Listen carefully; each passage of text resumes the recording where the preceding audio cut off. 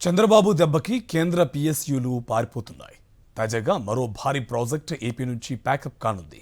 వైఎస్ఆర్సీపీ హయాంలో 60,000 టన్నుల aluminium unit ఏర్పాటుకు ఒప్పందం కుదిరితే ఇబ్రా ప్రాజెక్టుకు మంగళం పాడబోతుంది కూటమి సర్కార్. అటు కేంద్రంలోనూ అధికారంలో కొనసాగుతూ కీలక భాగస్వామిగా ఉన్న టీడీపీ కూటమి రాష్ట్రానికి కొత్తగా ప్రభుత్వ రంగ సంస్థలు ప్రాజెక్టులను తీసుకురాకపోగా గత ప్రభుత్వ కృషితో వచ్చిన వాటిని సైతం వెళ్లగొట్టేలా వ్యవహరిస్తూ ఉండడంపై పారిశ్రామిక వర్గాల్లో విభ్రాంతి వ్యక్తమవుతోంది. నెల్లూరు జిల్లాలో కీలకమైన ప్రాజెక్టు మూతపడుతున్నా ముద్దు నిద్ర నటిస్తోంది. మాజీ సీఎం వైఎస్ జగన్మోహన్ రెడ్డి చొరవతో రాష్ట్రానికి వచ్చిన ఓ భారీ ప్రాజెక్టు కూటమి ప్రభుత్వ అలసత్వంతో చాపు చుట్టేసే పనిలో ఉంది. నెల్లూరులో హై ఎండ్ అల్యూమినియం కంపెనీ ఏర్పాటుకు వైఎస్ఆర్సీపీ ప్రభుత్వం అధికారంలోకి రాగానే వేగంగా అడుగులు వేసింది.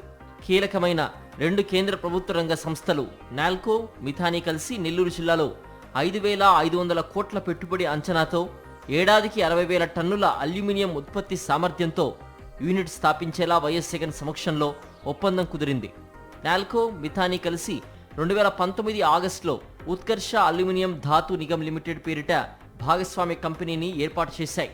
2020 అక్టోబర్లో నెల్లూరు జిల్లా బీబీపాలెం వద్ద 110 ఎకరాల భూమిని కేటాయించిన గత ప్రభుత్వం భూసేకరణలో ఎదురైన న్యాయపరమైన చిక్కుల్ని సైతం వేగంగా పరిష్కరించింది. ప్రాజెక్ట్ ఏర్పాటుకు అత్యవసరమైన పర్యావరణ అనుమతులు సైతం 2021 జులైలో వచ్చేశాయి. నాల్కో సీఎండీ శ్రీధర పాత్ర, మిథానీ ఎండీ సంజయ్ కుమార్ 2022 ఏప్రిల్లో నాటి సీఎం వైఎస్ జగన్ను కలిసి ప్రాజెక్టుకు అన్ని అనుమతులు వేగంగా మంజూరు చేసినందుకు ధన్యవాదాలు తెలియజేశారు.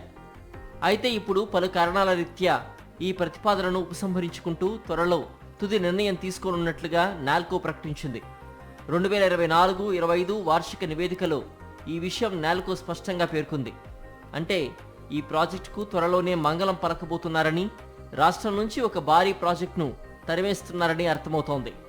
కేంద్ర ప్రభుత్వంలో కీలక పాత్ర పోషిస్తున్న కూటమి నేతలు దీనిపై నోరు విప్పకపోవడం పట్ల ప్రభుత్వ, పారిశ్రామిక వర్గాల్లో విస్మయం వ్యక్తమవుతోంది. ప్రైవేట్ కంపెనీలకు సొంత ఇనుప గనులను కేటాయించేందుకు ఢిల్లీకి పరుగులు తీస్తున్న రాష్ట్ర మంత్రులు కీలకమైన కేంద్ర ప్రాజెక్టు చేజారిపోతున్నా పట్టించుకోకపోవడంపై ఆవేదన వ్యక్తం చేస్తున్నారు.